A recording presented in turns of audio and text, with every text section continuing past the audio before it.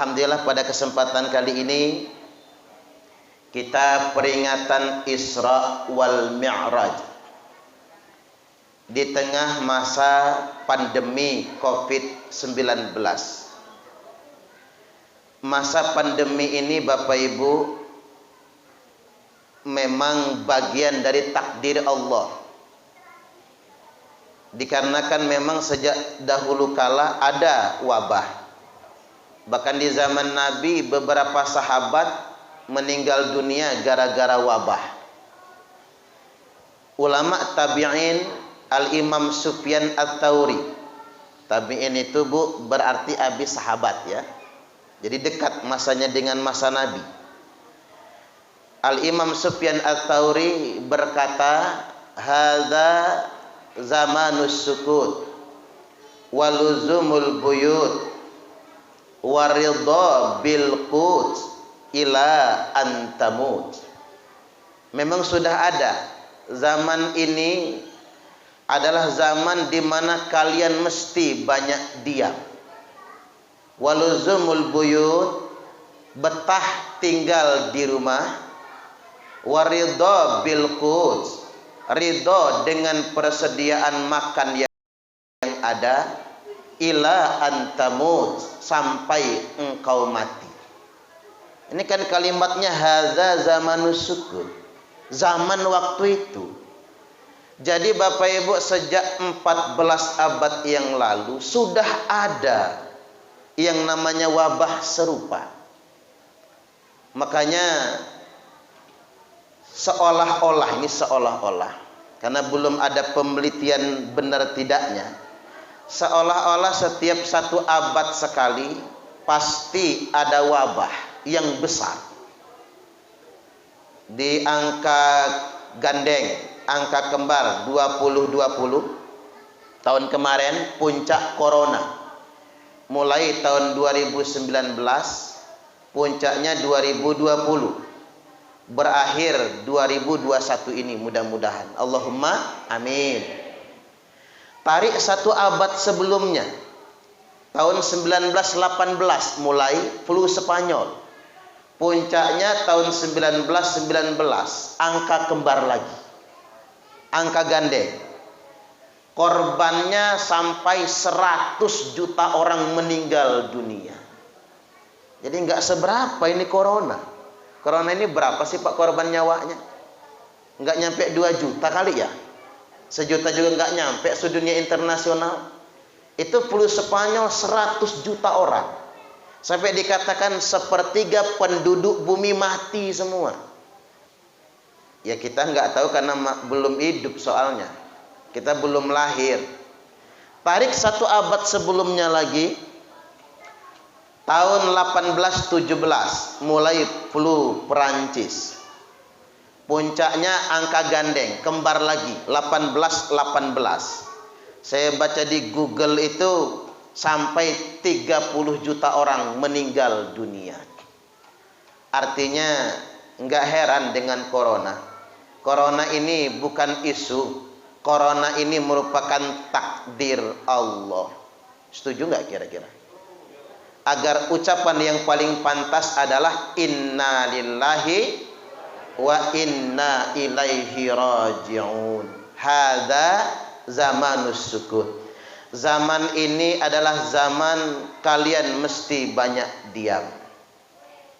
Waluzumul buyut, betah-betah tinggal di rumah. Stay at home. Ini gara-gara corona orang pinter bahasa Inggris semua. Diam di rumah, stay at home. Sekolah dari rumah, homeschooling. Daring itu udah bahasa singkatan ya. Ngajar dari rumah, home teaching. PNS kerja dari rumah, home working. Buruh harian dirumahkan tanpa digaji. Bahasa Inggrisnya home pimpa alaihum gambreng. Ada nggak ya Pak? Makanya zaman ini daripada menyalahkan keadaan, karena keadaan nggak salah, daripada menyalahkan pemerintah, karena pemerintah juga nggak salah, Ini musibah kita bersama. Mari yang bergaji berbagi, yang punya tabungan memberi. Setuju gak kira-kira? Mana kasat sadaqatum mimmal. Sedekah itu tidak akan pernah mengurangi harta. Bal yazdad, bal yazdad, bal yazdad. Malah semakin ditambah, semakin ditambah, dan semakin ditambah. Cuman begini Bapak Ibu, corona ini kan virus. Virus itu nggak ada obatnya. Lawan virus itu bukan masker. Masker itu nggak ngaruh, bener nggak? Makanya saya izin ya Bu, ceramah nggak pakai masker ya. Karena kelamaan bau jigong masker saya. Nanti saya keracunan jigong saya sendiri. Coba Pak, ada angka kematian baru. Olahraga pakai masker kurang oksigen, mati. Bersepeda pakai masker kurang oksigen, mati. Nggak enak dengar ceritanya penceramah sambil pakai masker, mati. Ya ceramahnya sih bagus, ibadah, matinya sahih, tapi maskernya yang jadi soal. Makanya himbauan pemerintah kita ikut. 1, memakai masker, oke. 2, mencuci tangan, bagus. Itu ibadah nyuci tangan itu. Mau wudhu yang nomor 1, cuci tangan. Mandi wajib nomor 1, cuci tangan. Mau makan, cuci tangan. Habis makan, cuci tangan. Bangun tidur, cuci tangan. Sahabat nanya, ya Rasul, ngapain bangun tidur juga cuci tangan? Fa innahu la yadri aina batat yaduh. Ngapain bangun tidur cuci tangan? Karena dia nggak tahu waktu tidur kemana aja tuh tangannya. Coba bapak-bapak kalau tidur pasangin CCTV sih Pak, biar tahu tangannya kemana aja ngegerayang itu ya. Makanya bangun tidur cuci tangan. Ibadah cuci tangan itu. Termasuk juga menjaga jarak, physical distancing. Itu semua cuma faktor pendukung. Hanya pendukung saja. Masker, cuci tangan, kemudian menjaga jarak, menghindari kerumunan, cuman sekedar pendukung saja. Yang nomor 1 itu Bapak Ibu, imunitas, daya tahan tubuh. Karena yang kita lawan virus. Virus itu tidak ada obatnya, yang ada vaksinnya. Yang paling utama adalah daya tahan tubuh kita sendiri. Sama kayak kena flu. Mau hebat kayak manapun ya kena flu ya kena. Tapi seiring dengan waktu, imun kita, daya tahan tubuh kita yang melawannya. Oleh karena itu, yang harus kita kuatkan sekarang daya tahan tubuh. Nah, bagaimana cara menguatkannya? Makan yang cukup, tidur teratur, konsumsi vitamin, dan yang paling penting Bapak Ibu, pikiran tenang, hati bahagia. Ibu-ibu tenang nggak sekarang? Bahagia nggak? Makanya pemerintah itu Pak tidak melarang pengajian. Yang dilarang pemerintah itu hajatan. Karena hajatan yang bikin pening. Setuju nggak kira-kira? Apalagi hajatan bin rantangan dan kunjungan, tambah pening. Yang hajatan takut tekor, yang diundang terlalu banyak setoran, akhirnya bikin pening. Kalau pengajian tidak, pengajian bikin tenang, bikin damai. Dan Kepala Dinas Kesehatan sudah bikin pernyataan, katanya sih perkembangan corona 70%-nya dari klaster perkantoran. Dan belum ada bukti corona nular dari masjid dan pengajian. Makanya kalau nggak mau kena corona Pak, jangan masuk kantor. Tapi berangkat saja ke masjid dan pengajian. Itu logika balikan ya, logika sederhana. Balik nomor 1 itu daya tahan tubuh. Agar kita bahagia, tenang, maka pengajian. Kata saya Ibnu Sina, al-wahmu nisfudda. Kecemasan, rasa khawatir, panik itu separuh dari penyakit. Makanya benar kalau kata dokter di Jawa Timur, penyebab penyakit itu bukan makanan. Maka jangan terlalu banyak pantangan. Berhentilah Pak, mantang makan kacang, makan duku takut, nggak usah takut. Makan salak takut, makan daging kambing takut. Tak ulang lagi, penyebab penyakit bukan makanan. Maka berhentilah terlalu banyak pantangan. Penyebab penyakit itu pikiran. Dan pikiran yang paling membebani cicilan. Ibu-ibu punya cicilan enggak ya? Makanya istri-istri di akhir zaman, kata Nabi, banyak membunuh suaminya. Bukan dengan cara meracuninya, tapi dengan cara membebaninya dengan cicilan. Mobil nyicil, rumah nyicil, motor nyicil, kulkas nyicil, sprint bed nyicil, seragam pengajian ini nggak mau Pak, nggak mau disebut nyicil ibu-ibu. Gratis. Alhamdulillah. Siapa sih yang ngasih Bu? Oh ada, alhamdulillah, luar biasa. Karena terlalu banyak cicilan, maka itu yang jadi beban. Damaikan hati, tenangkan pikiran. Makanya kadang-kadang ngedengerin ceramah dokter itu enak juga ya. Ada lagi dokter yang terkenal itu ya Pak, Dokter Aisyah Dahlan. Oh ceramahnya bagus tuh. Ibu-ibu sering nonton kan? Biar ibu-ibu bisa memperlakukan suami dengan baik. Saya ada yang cocok banget itu. Kata Dokter Aisyah Dahlan, laki-laki dan perempuan itu beda. Kalau laki-laki itu pandangannya jauh ke depan, jangkauan pandangnya lebih panjang.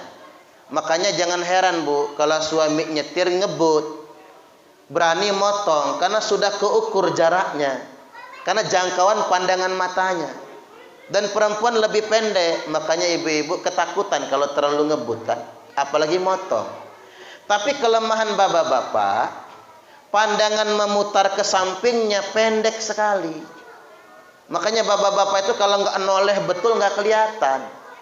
Beda sama ibu-ibu Pak. Ibu-ibu ini ke depannya pendek, tapi jangkauan pandangan ke sampingnya lebar. Makanya ibu-ibu nggak perlu ngelirik. Kalau temannya sudah ganti cincin, tahu dia. Kemarin gelangnya cuman 1 kok jadi 3, ngerti betul. Nggak usah noleh, nggak usah ngelirik, dengan sendirinya peka matanya. Makanya yang gampang panasan bukan bapak-bapak, yang gampang panasan itu ibu-ibu.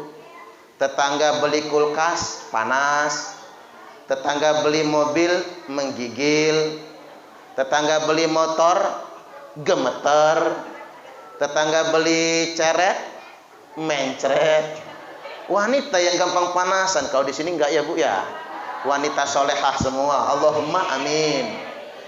Balik lagi, kita kembalikan ke kedamaian hati. Tenang hati kita, damai pikiran kita, maka insya Allah mudah-mudahan wabah jauh dari kita semua. Allahumma amin.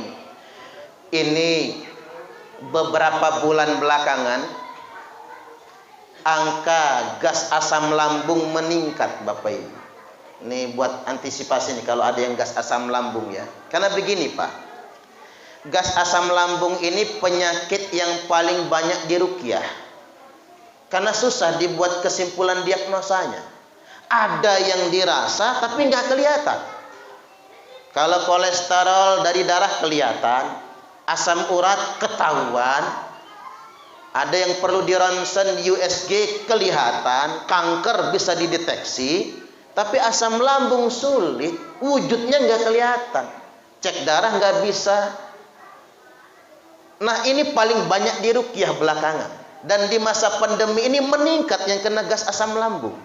Dan ternyata kematian akibat gas asam lambung paling tinggi sekarang daripada corona. Contoh Lina, tahu Lina nggak Pak? Tahu Lina Bu? Mantannya Sule. Sule mas sudah sama Natalie Holzer sekarang ya. Mantannya Sule itu nggak punya riwayat penyakit jantung. Sampai anak-anaknya juga heran, mamah kami nggak ada yang kena jantung. Tapi mengapa dia gagal jantung? Gara-gara gas asam lambung. Naik ke jantung bagian bawah, gagal jantung. Orang Indonesia nyebutnya masuk angin duduk. Masuk angin duduk itu kan gagal jantung namanya. Nggak lama nyusul Ashraf Sinclair, suaminya BCL Bunga Citra Lestari. Udah selesai belum masa idahnya, Bu?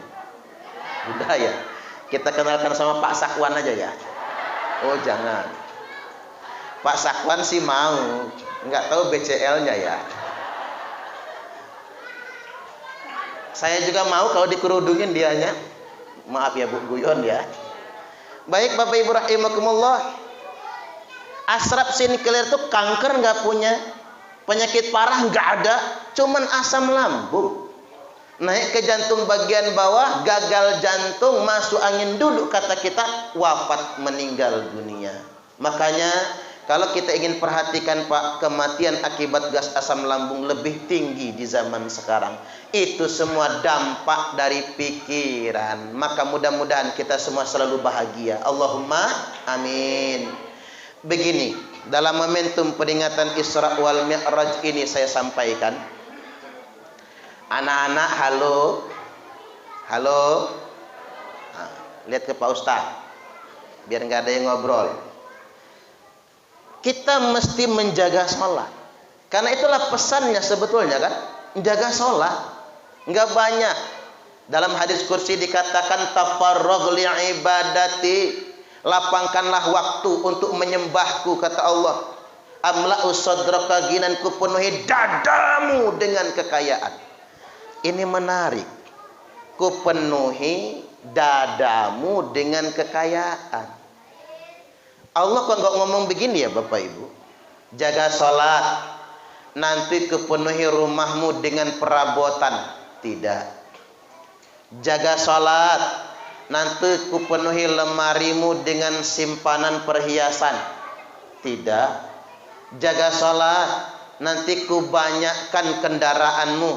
Tidak. Tapi jaga sholat, kupenuhi dadamu dengan kekayaan.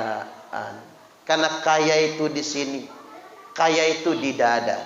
Laisal ghina an katratil arad, bukanlah kaya raya itu karena kalian banyak perhiasan. Bu, saya ngadep ke sini ya Pak. Karena kalau ngadep ke sana serem sih Pak. Tapi kalau di sini kok adem banget kayaknya ya. Ijo-ijo gimana gitu. Ibu-ibu seneng perhiasan? Seneng perhiasan? Seneng emas? Ada nggak perempuan yang nggak suka emas? Ada. Perempuan mau mati. Kalau mau mati lepas semua tuh emasnya ya Bu. Itu sudah kodrati. Kodrati yang namanya wanita suka perhiasan. Itu takdir. Dari zaman Ibunda Hawa. Cuman ingin diingatkan oleh Nabi, ukuran orang kaya itu bukan karena perhiasan. Apa orang kaya itu kalau kondangan 5 jari dipasangin cincin semua? Wow. Bawa cincin aja begini bawa tasnya. Begitu masuk taruh digoyang-goyang, tuing tuing tuing. Apa itu orang kaya? Bukan. Apa orang kaya itu pakai gelang sampai ke siku? Sambil pengajian berkipas, kuncrang kuncring, kuncrang kuncring, kayak ketimpringan suaranya. Umpama ya Bu. Apa orang kaya itu pakai kalung gede banget? Bukan. Laisal ghina an katratil arad. Bukanlah kaya raya itu karena kalian banyak perhiasan. Walakinnil ghina ghanan nafsi, tapi kaya yang sebenarnya kaya jiwa kalian semua. Kaya itu di sini. Makanya orang bijak berkata, bukan kaya yang membuat engkau bahagia, tapi bahagia yang menjadikan engkau kaya. Bukan kaya yang membuat engkau bersyukur, tapi bersyukurlah yang menjadikan engkau kaya. Karena kaya bukan soal harta, kaya itu soal rasa. Setuju nggak kira-kira? Saya ambil contoh sederhana begini. Ada orang yang tinggalnya cuma ngontrak. Ada yang masih nyewa di sini Pak? Enggak ada ya? Ada. Ada yang cuman ngontrak, tapi hidupnya senang. Kita tanya, Pak, punya tanah kapling enggak? Boro-boro kapling, Ustadz, cukup bayar kontrakan jadilah. Tapi senang. Mengapa dia senang? Walaupun kerjaan cuman ngojek, dari bulan ke bulan enggak pernah telat bayar kontrakan. Makan cukup walaupun nasi doang sama sambel. Anak bisa sekolah, senang dia, gembira. Tapi yang punya kontrakan tiap hari kerjaannya marah sama yang telat membayar kontrakan. Sambil maki-maki, lo tahu nggak? Gua bayar ke bank tahu, seperti kejar setoran. Hidupnya nggak nyaman. Kayaknya dunia terbalik ya Pak. Yang ngontrak rumah saja tak punya, tinggal nyewa, hidupnya tenang. Yang penting bisa bayar kontrakan. Nah, bos kontrakan rumahnya gede, kontrakan banyak, tapi kerjaannya marah-marah. Karena kaya bukan soal harta, kaya itu soal rasa. Makanya jagalah sholat agar kita dikayakan oleh Allah Subhanahu wa taala. Allahumma amin. Wa illam taf'al, tapi apabila engkau tidak sholat, tidak menjaga sholat, sholat zuhur mepet asar, asarnya numbur maghrib, maghribnya mentok isya, isyanya ketiduran, malah nonton Kian Santang, subuhnya kesiangan. Ketiban sholat subuh niatnya usalli fardhos subhi rakataini mustaqbilal qiblati qodoan lillahi ta'ala. Lo kodoan Pak jam 8 sholat subuhnya. Istrinya nyusul, apa kata istrinya?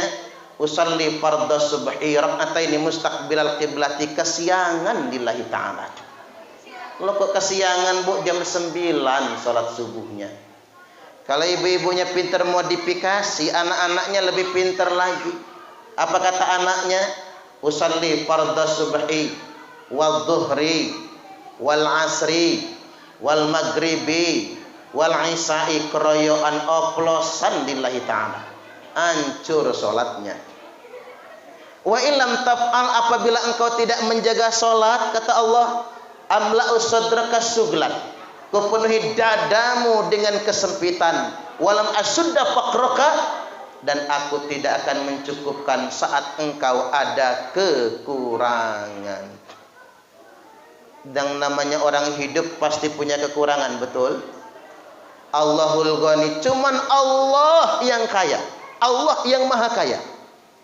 Kalau manusia ini Bapak Ibu sekaya-kayanya dia pasti masih kurang. Coba lihat Abu Rizal Bakri, kurang apa? Kaya sangat. Salah satu orang terkaya di Indonesia, sampai sekarang masih kaya juga, tapi masih punya kurang Bapak Ibu. Waktu kenal lumpur lapindo, hampir bangkrut Abu Rizal Bakri. Pening palanya, susah tidurnya, mesti banyak uang yang dikeluarkan. Karena yang kaya bukan manusia, yang kaya adalah Allah Subhanahu wa ta'ala. Nah, pada kesempatan kali ini sengaja saya nggak cerita lagi Isra wal Mi'raj. Udah keseringan tak ceramahan juga di sini. Hari ini kita ngambil hikmahnya. Di bagian berikutnya saya hendak sampaikan, setelah kita berjuang menjaga sholat, ini ada peringatan Bapak Ibu. Walaupun pahit Pak peringatannya ini. Ada 10 golongan manusia yang Allah tidak terima sholatnya. Duh, ini kalau bukan hadis nggak usah disampaikan Pak, karena hadis ya mudah-mudahan ini peringatan. 10 golongan manusia yang Allah tidak terima sholatnya. Pengen tahu nggak? Pengen tahu aja apa tahu banget? Banget ge. 1, asharatun nafarin la yaqbalallahu ta'ala salatahu. Ada 10 golongan manusia yang Allah tidak akan menerima salat mereka. Enggak diterima ini bukan secara fikih ya. Kalau secara fikih itu enggak diterima, enggak sah Pak. Ini sah tapi enggak ada pontennya. Sah tapi tidak ada nilainya maksudnya. Ibarat orang sekolah mah sekolah tapi nggak dapat ijazah. Ulangan tapi nggak ada nilainya. Sudah capek belajar, capek ulangan, begitu pengumuman nggak keluar kontennya. Mending orang kuliah dapat C ada nilainya, atau dapat konten merah 5 ke bawah ada angkanya, tapi ini tidak ada nilai sama sekali. Siapa 10 golongan manusia itu? Satu yang tidak diterima salatnya, rajulun shalla wahidan bi ghairi qiraah. Seseorang yang salatnya sendirian, tidak membaca apa-apa. Ya iyalah Bu ya. Enggak membaca apa-apa. Itulah yang membedakan dengan salat berjamaah. Makanya kalau orang salat berjamaah, walaupun enggak membaca apa-apa karena enggak hafal, ikut makmumnya, ikut imamnya maksud saya. Jadi imam ponten 10, makmum ponten 10, karena imam yang nanggung pahalanya, walaupun makmum ada kekurangan. Sedangkan imamnya, kalau imamnya salah, tanggung imam sendiri. Makanya berat Pak jadi imam itu. Tapi kalau makmum yang salah, imam yang tanggung. Tapi kalau orang sholat sendirian, tidak membaca apa-apa, tidak diterima sholatnya. Inilah yang dimaksudkan oleh Nabi, sholatul jamaah khairum min sholatil fadhi bisab'i wa isrina darajah. Sholat berjamaah itu lebih baik daripada sholat sendirian, hingga 27 derajat. Ini masjid kita kalau sholat masih ramai ya Pak ya? Sepi? Masa iya? Mudah-mudahan masih ramai. Jadi nggak usah takut ke masjid Bapak Ibu. Ada Pak jamaah saya sejak masa pandemi berhenti ke masjid, libur. Pak Haji kata saya, kok nggak pernah kelihatan, apa sakit? Sehat Ustaz, cuman kata dia selama corona saya libur ke masjid. Jumatan pun nggak nongol. Nggak lama istrinya telepon saya pakai nomor suaminya itu, Ustaz mohon doanya, suami saya hari ini meninggal dunia. Lo kenapa? Serangan jantung, mati juga akhirnya kan. Nggak harus kena corona, yang namanya mati itu ajal. Makanya Bapak Ibu, saya nggak setuju kalau kita meninggalkan masjid, karena nggak enak. Waktu 3 bulan masa stay at home ya Pak, Masya Allah, rasanya stres. Sempat masjid saya itu 2 kali nggak Jumatan, rasanya nggak enak banget itu rasanya. Saya langsung ingat perkataan Imam Al-Ghazali, 40 hari 40 malam kita nggak berangkat pengajian, cukup bekal masuk neraka. Nah saya 40 hari 40 malam nggak diundang pengajian, habis bekal saya. Tapi ada hikmahnya Bapak Ibu. Apa hikmahnya? Gara-gara stay at home, istri saya hamil. Alhamdulillah. Kan anak saya pertama, bapak-bapak hadir ya waktu syukuran. Oh itu susah juga kan punya anak.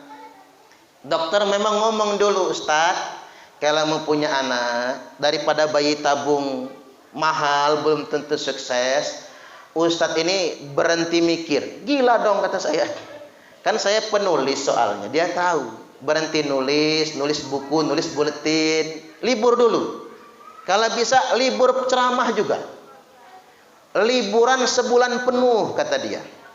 Nanti ngasil. Waktu itu saya turutin dokter Bu. Tak ajak liburan ke Jogja istri saya. Sebelumnya istirahat, setelahnya istirahat, alhamdulillah hamil Pak. Nah kemarin ini nggak KB, kata saya sama istri saya, nggak usah KB, kesundul anak nggak apa-apa, nggak ngisi-ngisi juga Pak. Ternyata karena corona dipaksa stay at home. Bulan madu lagi, alhamdulillah positif hamil. Anak saya baru lahir, usianya sekarang sudah 2 bulan. Subhanallah. Ada hikmah di balik corona. Lahir perempuan, yang pertama laki, yang kedua perempuan. Saya bingung kasih nama siapa, apa corona namanya ya, atau Kirana gitu masih namanya, karena berkah corona. Mau dinamain Kirana, istri saya nggak setuju, penyakit kata dia. Jangan dinamain corona kata dia. Bapak Ibu hadirin wal hadirat rahimakumullah. Balik lagi bahwasanya pening kita apabila stay at home terus, di rumah terus, makanya memakmurkan masjid. Mudah-mudahan hidup kita bahagia. Allahumma amin. 2. Yang tidak diterima salatnya, warajulun lam yu'addi zakatah. Seseorang yang tidak membayar zakat. Nah, ini satu paket ini, Pak. Orang yang sholat tapi nggak bayar zakat, tidak diterima sholatnya. Orang yang rajin bayar zakat, sedekah, dermawan, tapi tidak pernah sholat, tidak diterima zakatnya. Ini satu paket ini. Makanya orang yang bakhil, ibadah tertolak. Karena untuk baik itu nggak bisa sendirian. Contoh ini masjid, Bapak Ibu. Ini pelafonnya udah agak darurat kayaknya Pasakuan ya. Pelafonnya. Kalau fisik yang lain masih bagus, Bapak Ibu. Masjid ini nggak bisa kita bangun sendirian, betul nggak kira-kira? Mesti kebersamaan. Nggak klop dia kalau salah satu pelit. Misalnya suami dermawan, istrinya pelit. Ada istri pelit? Yang mana orangnya? Oh, nggak ada di sini. Ini dermawan semua. Suami dermawan, istri pelit, nggak jadi. Atau dibalik, Bu, istrinya baik, murah hati, dermawan, lakinya pelit, nggak jadi. Contoh, mau Jumatan nih, suami ngomong, "Mah, masukin duit infak ke baju koko papa. Nanti kotak amal lewat, pas di Jumatan tinggal masuk." Sama istri dimasukkan di baju koko. Begitu suami mau masuk masjid Miftahul Jannah, ngecek dulu kan di kantong. Begitu dicek, yang warnanya biru. Berapa itu, Bu? 50.000. Nggak jadi masuk masjid suami, Bu. Pulang ke rumah lagi, "Mah, apa sih Pak kok bengak-bengok?" kata bininya. "Masuk dulu, katanya berangkat Jumatan kok pulang lagi." "Enggak, tadi berapa duitnya?" "Ya gocap 50.000. "Ah, kebanyakan ini mah. Tuker-tuker." Nggak jadi sedekah. Tuker 5.000, Pak. Karena ngapa? Bini sudah dermawan, lakinya yang pelit. Atau sebaliknya juga begitu. Laki dermawan, bini pelit, nggak jadi. Maka kata Imam Hasan Al-Basri, orang yang sedekah makanan di pengajian mengeluarkan 70 setan dari aliran darahnya. Keren banget. 70 setan. Muridnya langsung berdiri, "Syekh, izin pulang." "Mau kemana?" "Ngambil makanan di rumah." Yang pengajian nganggur, nggak ada yang diganyem. Pulang dia ke rumah. Sampai di rumah berdebat sama istrinya. Istrinya nggak terima. Kata suaminya, "Mah, ini buat sedekah, pahalanya gede banget." Nggak mau bininya. Suaminya ngotot bawa ke masjid, istrinya nggak kehabisan cara, digantungin kaki suaminya. Suaminya jatuh, kuenya tumpah semua, kecampur tanah, nggak jadi dibawa ke masjid. Sampai di masjid lagi tangan kosong. Kata Imam Hasan Al-Basri, "Mana kuenya?" "Mohon maaf, Syekh, saya sudah mampu mengalahkan setan-setan. Ketika setannya kalah semua, emaknya setan datang menggantungi kaki saya. Ternyata, Bu, emaknya setan lebih hebat daripada setannya." Nggak jadi ibadah kalau salah satu pelit. Cuman saya sumbang saran saja lah, Pak. Bangun masjid itu nggak usah buru-buru. Dan juga jangan minta di jalan, karena malu-maluin. Setuju nggak kira-kira? Umat Islam tuh kaya semua, percayalah sama saya. Kaya semua. Kalau masih bisa digunakan, gunakan yang ada. Karena Nabi sudah mengingatkan, "La taqumus sa'atu hatta yatabahan nasu fil masajid." Tidak terjadi hari kiamat sehingganya orang berlomba-lomba mempermewah masjid. Nabi nggak suka kalau orang Islam itu berlomba-lomba memegahkan masjid. Maka Syekh Abdul Qadir Al-Jailani berkata, "Sesuap nasi yang engkau masukkan ke dalam perut orang yang lapar, itu lebih baik daripada membangun 1000 masjid." Logikanya begini. Kalau kita bikin masjid mewah ya Pak, kubah emas namanya umpama. Paling banter orang ngomong apa? Subhanallah, Allahu Akbar. Ibu-ibunya rebutan selfie. Kan begitu ya? Jalan-jalan ke kubah emas, foto-foto di sana. Orang paling ngomong, wow, masjidnya megah. Itu kalau cuman masjid. Tapi kalau kita ngasih orang yang kelaparan, pagi dia nggak sarapan, siang keroncongan, sore kelaparan, malam ngarep ada undangan kendurenan, nggak ada juga karena masa pandemi. Mau minta ke tetangga, udah keseringan, malu, tebel muka rasanya. Mau ngutang ke warung, utang kemarin saja belum dibayar, ngempet di perut, asin pahit rasanya ludah karena rasa lapar, nangis anaknya. Tiba-tiba Pak Haji Mudakir datang, bawa duit cepet. Tapi kalau datang ke janda jangan sendiri Pak Haji, harus sama ibu. Bu Mudakir yang baru mana sih? Mana-mana ngacung ya, saya kangen gitu, pengen kenalan gitu. Ini umpama Bapak Ibu, Pak Haji Mudakir datang, bawa duit cepet. Apa kata yang lapar tadi? Makasih Pak Haji, makasih betul. Yakin dah saya kalau sudah asin ludah itu Bapak Ibu, pahit rasanya, nggak tahan air mata ini ngalir gara-gara uang 100.000 itu. Apa berhenti sampai di situ? Tidak. Masuk kamar dia, sujud syukur, nangis sejadi-jadinya. Terima kasih ya Allah, alhamdulillah ndak terhitung jumlahnya. Engkau sudah utus orang dermawan untuk berbagi kepada kami. Subhanallah. Maka benar kata orang bijak, bahagialah orang yang mau berbagi, karena Allah mengabulkan doa orang-orang yang lemah melalui uluran tangannya. Subhanallah. Yuk kita selalu berbagi. Insya Allah. Baik, yang selanjutnya 3. Rajulun ya ummu qauman wahum lahu karihun.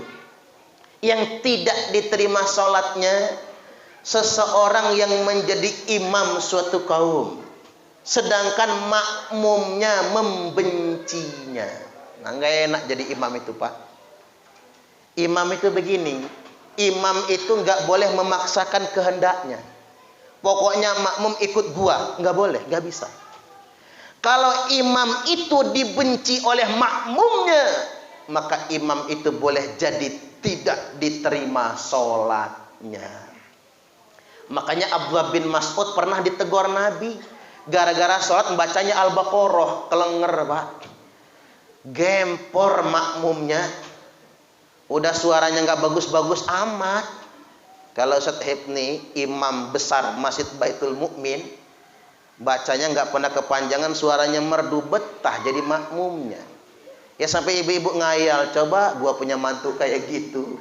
Sampai gitu ya Bu ya. Adem banget rasanya kan. Punya utang juga, lupa sama utangnya Bu ya, gara-gara ngedenger ngaji. Jadi imam itu kalau akomodatif, nyenengin makmum enak. Nih ntar lagi tarawih nih. Tarawih nanti kalau jadi imam jangan panjang-panjang bacaan tuh. Pendek-pendek aja. Alhaakumut takatsur. Karena kalau imam kepanjangan bacaannya, emak-emak tuh ngerti betul Pak, ditandain imamnya. Siapa sih imamnya? Pak Sakwan. Sakwan. Nanti begitu Pak Sakwan ngimam lagi, ditandain, sepi ibu-ibunya. Karena ketahuan panjangnya. Karena sesoleh-soleh orang Indonesia ini seneng yang pendek soalnya. Makanya ada imam di masjid saya Pak, imam idola. Sayangnya sudah pindah dia sekarang. Hafal Quran sih, tapi kalau ngimam bacaannya surat Yasin. Bismillahirrahmanirrahim. Yasin. Allahu Akbar. Cuma satu ayat. Rakaat kedua wal Qur'anil Hakim. Allahu Akbar. Ibu-ibu langsung menetapkan imam idola ibu-ibu itu. Cepat banget sholatnya itu. Ternyata jamaah lebih suka imam yang akomodatif, yang menyesuaikan dengan makmumnya. Awas kalau imam ganjen, Sudah imam tapi hidung belang mata keranjang. Udah hidungnya belang, matanya keranjangan, bajingan tengik juga umpama. Itu imam yang dibenci. Sebel, tapi maksa ingin ngimam terus. Maka tidak ada nilai sholatnya di hadapan Allah subhanallah. 3. Yang keempat sekarang. Warajulun mamlukun abiq. Yang tidak diterima sholatnya itu hamba sahaya yang lari dari tuannya. Budak. Cuman budak zaman sekarang nggak ada lagi, Pak. Kalau budak Palembang banyak. Budak Semende kathah. Budak Ugan banyak. Budak Sunda loba etama. Budak sahaya. Nah, biar hadis ini enggak mubadir ya, kita ambil kias. Ini cuman kias, pendapat pribadi Bapak Ibu. Tidak merupakan pendapat fikih ya. Menurut saya, orang yang menjadi budak sahaya sekarang orang yang kemerdekaannya tergadaikan oleh SK. Yakni PNS, aparatur sipil negara. Maaf Pak Sakwan. Pak Sakwan kepala sekolah soalnya ya. Jadi PNS Bapak Ibu. Mengapa begitu? Karena mereka digaji oleh negara. Negara itu dari rakyat. Kita beli lampu Pak, bayar pajak penerangan jalan. Jadi yang nerangin jalan ya kita lah. Kita beli mobil ada PKB-nya. Tanah punya PBB-nya, BBNKB-nya kalau mobil. Belum lagi pajak kendaraan bermotornya. Kita makan bayar pajak retribusi juga. Apa sih nggak dipajak sekarang? Maka pegawai negeri begitu dia terima SK, kemerdekaannya tergadai. Jadi dia budak negara, bukan budak kita, budak negara. Maka kalau PNS lari dari tugasnya boleh jadi tidak diterima sholatnya. Subhanallah, hati-hati sekali. Lari dari tugas itu tidak diterima sholat. Kalau bahasa sekarang apa? Korupsi waktu. Baik, kita lanjut. Yang kelima sekarang. Warajulun syaribul khamra mudmin. Seseorang yang minum minuman keras, mabok-mabokan, tidak diterima sholatnya. Makanya ada tamsil waktu Isra wal Mi'raj. Nabi masuk Masjidil Aqsa, sholat 2 rakaat, tsumma kharajtu, kemudian aku keluar, kata Nabi, faja'ani Jibril, mendatangi aku malaikat Jibril, bi inna'im min laban, dengan segelas susu di tangan kanan, wa inna'im min khamrin, segelas khamr di tangan kiri. Kata Nabi, fakhtartul laban, aku pilih segelas susu. Wa qala Jibril, Jibril berkata, ikhtartal fitrah, pilihan kamu benar Muhammad, laqad asabtal haqq. Loh Jibril, kata Nabi, seandainya saya minumnya khamr, apa jadinya? Kalau kamu pilihnya khamr tadi, maka umatmu bakal jadi pemabok semuanya. Untung kamu pilih susu, kata Jibril. Walaupun enak milihnya Bapak Ibu. Pilih tangan kanan, susu. Pilih tangan kiri, khamr. Persis kayak nyanyian zaman dahulu. Madu. Nyaut ibu ya. Madu di tangan kananmu, racun di tangan kirimu. Madu di tangan kanan, racun tangan kiri. Enak pilihnya, kan nggak kecampur. Tangan kanan madu, tangan kiri racun. Nah kira-kira ibu-ibu kalau suruh milih, milih di madu apa di racun? Tuh, saya ulang ya Bu. Pilih yang tangan kanan susu, tangan kiri khamar. Pilih susu. Tangan kanan madu, tangan kiri racun. Kira-kira kalau suruh milih, milih di madu apa di racun? Subhanallah. Ibu-ibu nggak mau milih Pak, milih di madu makan mati, milih di racun mati. Salah pertanyaan ya Bu ya. Artinya enak pilihnya, kanan madu, kiri racun, pilih madu dong. Kanan susu, kiri khamr, pilih khamr dong. Yang nggak enak itu yang kecampur. Susu campur khamr, rusak. Madu campur racun, mati. Air campur bensin, bingung Pak. Air campur bensin, diminum manusia mabok, diminum motor mogok. Nggak ada benernya itu.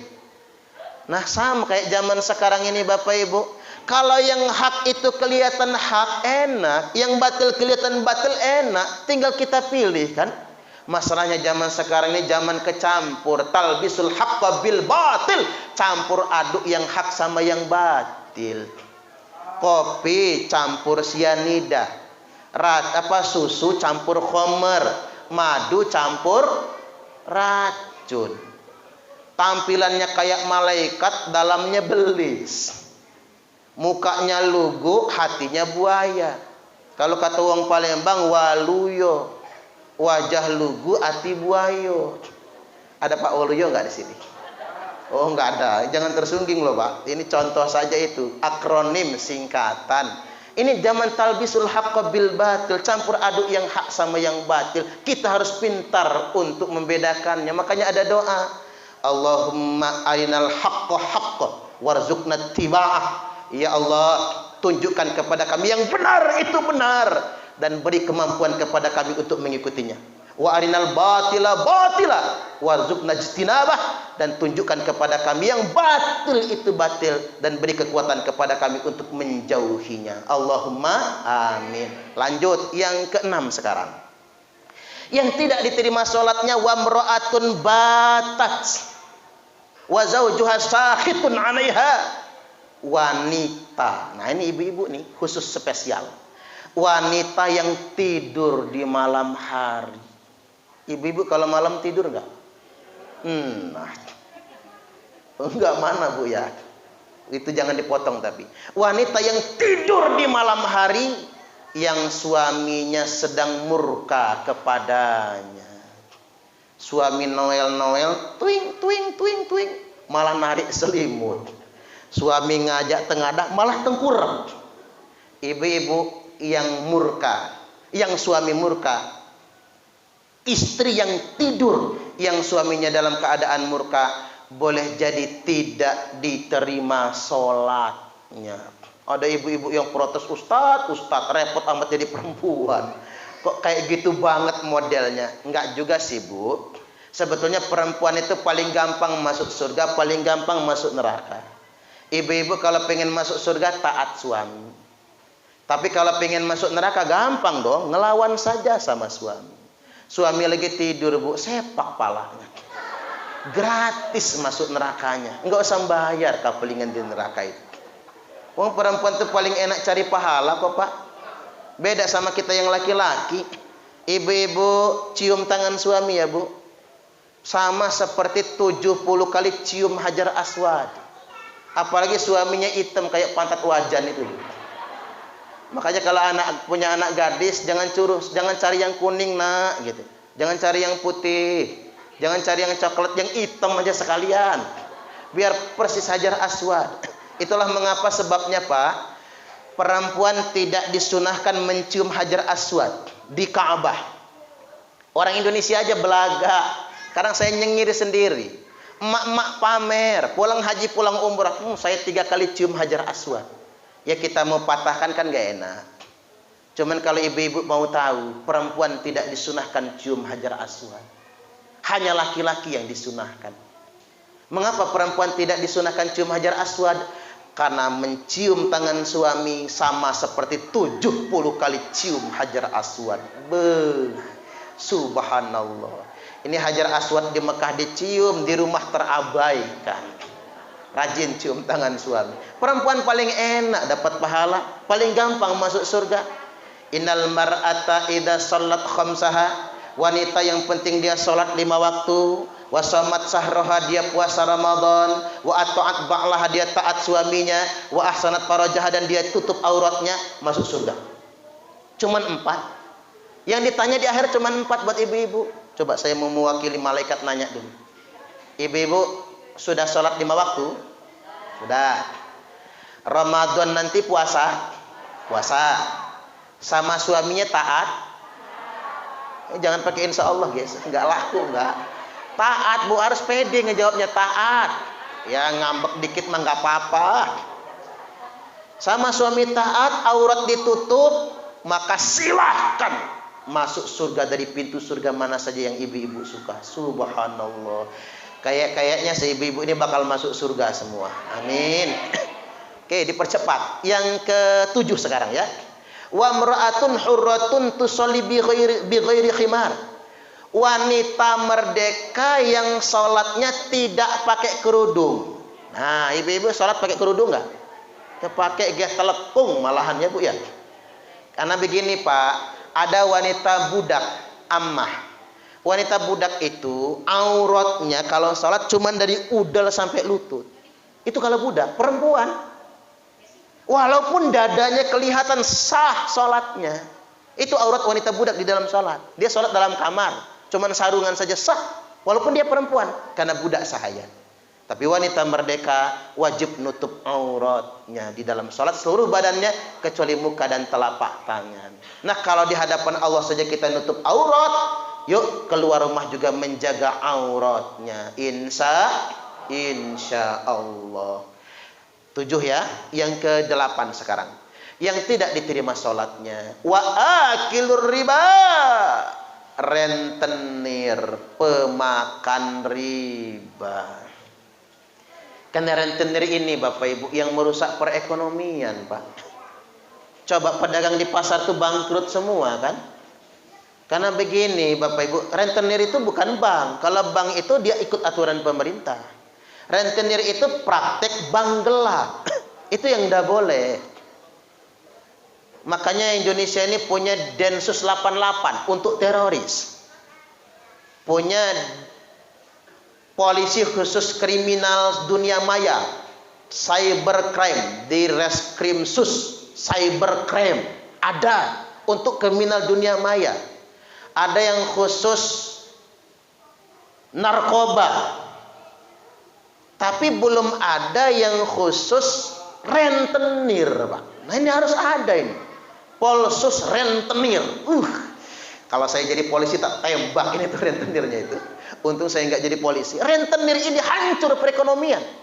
Main nendang rumah orang saja Pak. Karena saya ini di lapangan Bapak Ibu. Kan kita punya gerakan serbu ya. Gerakan sedekah 1000 sehari itu. Waduh Pak, binaan yang kita bantu itu banyak betul yang terlilit rentenir. Ngapa sih Pak harus minjem rentenir? Iya Ustadz. Ngutang ke tetangga nggak selalu dapet. Minta ke saudara-saudara mana ada yang peduli kayak gini. Pada ngeluh semua. Ngutang ke bank apa yang mau kita jaminkan. Akhirnya ujung-ujungnya ke rentenir. Tapi nggak enak Bapak Ibu, bunga berlipat ganda. Bayangkan Pak, untuk anak bayar daftar ulang di sekolah cuman 3 juta, bunganya 500.000 sebulan. Allahu Akbar. Alangkah tingginya. Ada yang cuma 1 juta, bunganya 300.000, 30% sebulan. Hancur perekonomian. Ini kerjaan rentenir. Dan nggak ada yang berani ngelawan. Benar kalau kata bapak saya Pak. Tapi ini perkataan pasaran ya, jangan ditiru. Apa kata bapak saya? Ame dek bahanim bunuh, halah minjam ke rentenir. Kalau nggak berani bunuh, jangan pinjam sama rentenir. Ingat, tapi jangan sembarang praktekin ya Pak ya. Artinya kalau dia nagih, maksa, melilit, meros, ya nyawa itulah bayarannya. Artinya saking kasarnya Bapak Ibu.